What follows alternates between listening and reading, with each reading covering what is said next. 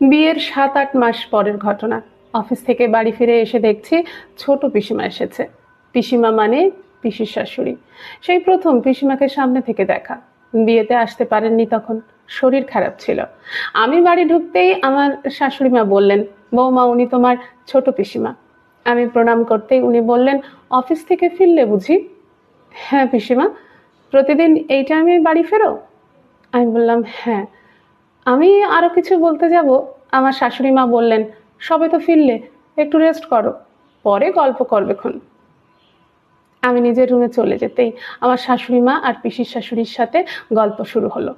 ততক্ষণে আমার হাজব্যান্ডও ফিরে গেছে। ও আমার থেকে ঘন্টাখানেক আগেই ফেরে। আমি ফ্রেশ হয়ে একটু রেস্ট করি, তারপর আমার হাজব্যান্ড 1 কাপ চা আমাকে বানিয়ে নিয়ে এনে দেয়। প্রতিদিন এটাই ওর রুটিন। ও ফিরলে আমার শাশুড়ি মা চা করে দেয় ওকে।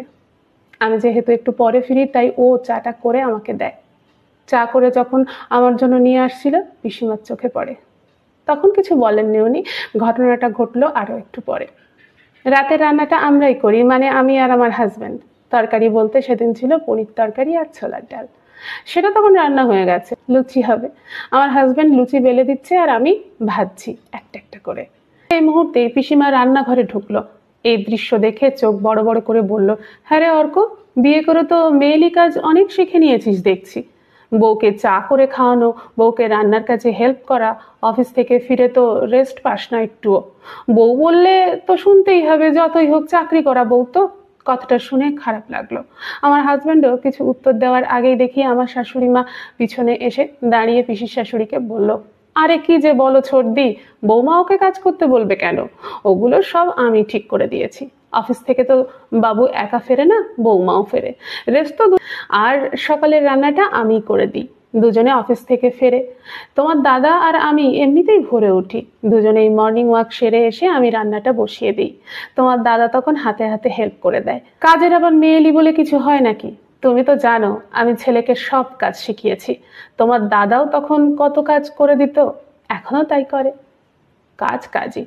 সংসারের সুখ শান্তি বজায় রাখে, পরস্পর পরস্পরকে সহযোগিতা ও ভালোবাসে। দুজন যদি দুজনাকে না দেখে, দুজনের ভালো মন্দ যদি না বোঝে, তাহলে বুঝবে কে? তাই ওরা ওদের মতো কাজ করুক না। আমরা এখানে দাঁড়িয়ে থেকে শুধু শুধু করবো কি? বরং চলো বাবুর বিয়ের ছবিগুলো তোমাকে দেখাই। কথাগুলো শুনে পিসিমার মুখটা কেমন যেন ফ্যাকাশে হয়ে গেছিল। রান্নাঘর থেকে বেরিয়ে যাবার সময় পিসিমার একটা কথা কানে এলো, বৌদি এতটা লাই দিও না, আশকারা পেয়ে মাথায় চড়ে বসবে। নিজের ছেলের কথাটাও তো একবার ভাবো। আমার শাশুড়ি তখন হাসতে হাসতেই বেশ জোরে জোরেই বললেন, ওরা এখনকার ছেলে মেয়ে, ভালো মন্দ বিচার করার ক্ষমতা ওদের আছে। আমি আমার মতো করেই চালাতে চাইলে ওরা চলবে কেন? সময় বদলেছে, তাই ওদের জীবনযাত্রার সঙ্গে আমাদেরকেই অ্যাডজাস্ট করে চলতে হবে। আর তা না পারলে সমস্যা বাঁধবে। নিজেদের আধুনিক হতে হবে অনেক বেশি। পুরনো রীতিনীতির সঙ্গে ওদেরকে মেলালে আর চলবে না। বুঝলে ছোটদি? বৌমা কখনোই নিজের মেয়ে হয় না, আর শাশুড়িও নিজের মা হয় না। নিজেদের মধ্যে বোঝাপড়া থাকলে একটা বন্ধুত্ব হয়ে যায়। আমার ছেলেটার ভালো থাকার কথা চিন্তা করতে গেলে বৌমাকে ভালোবাসতে হবে বেশি। আমি তো বাবুর বিয়ের পরেই বাবুকে বলে দিয়েছি, যে কাজটা নিজে করে নিতে পারবে সেই কাজটা নিজেই করে নিও। বউ এসেছে মানে বউয়ের উপরে হুকুম করে পায়ের উপরে পা তুলে বসে সেটা করবে চলবে না। বুঝতে হবে তোমার বউ কিন্তু তার সবকিছু ছেড়ে তোমার কাছে চলে এসেছে।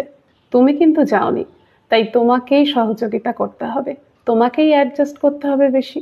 আর 5 বছর হলো এই বোঝাপড়ার মধ্যে দিয়েই সবকিছু চলছে ভালোভাবেই। না আছে ঝামেলা, না আছে অশান্তি। ব্যালেন্সটা শিখতে হয়। তার জন্য লাগে উন্নত মন আর উন্নত মনের মানুষ। সেই উন্নত মানসিকতার সংস্পর্শে থাকলে সংসার সুখের হবেই। নমস্কার।